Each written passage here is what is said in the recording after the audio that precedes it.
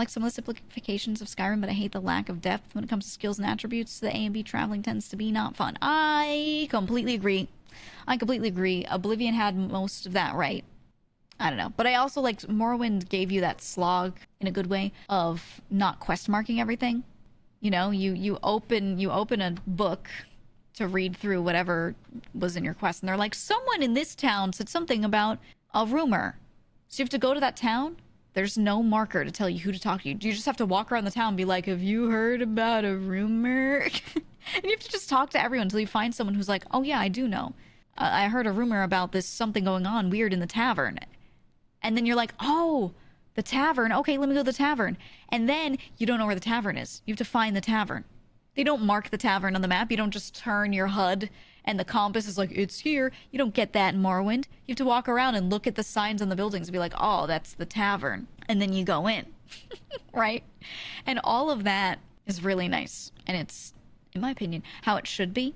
Or optional. Optional that you could turn that on and off. But it should be like that. And I just... the one thing I hated about, like by the time we got to Skyrim is everything is marked for you. Absolutely everything. And I feel like there should be certain things that are marked and certain things that aren't. Or they mark an area, they give you like a little heat map or something, you know?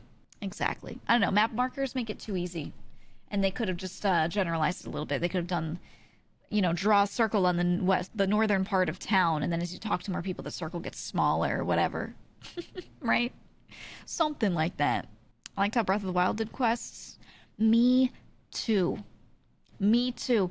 I think Breath of the Wild and Tears of the Kingdom hit this really nice spot for me where you have an idea of where something happens and you still have to go around and figure shit out. I don't know. It just makes a lot of sense to me. And you can still fast travel near things. You don't fast travel to every entrance of every building, but you fast travel to, you know, specific spots. You still have to travel around by foot, you know, a bit. It's a good medium to not waste your time, but to give you that experience of properly figuring shit out. I don't know. In this essay, I will tell you why I think Tears of the Kingdom was great. Should be designed like that first, but give options later. Exactly.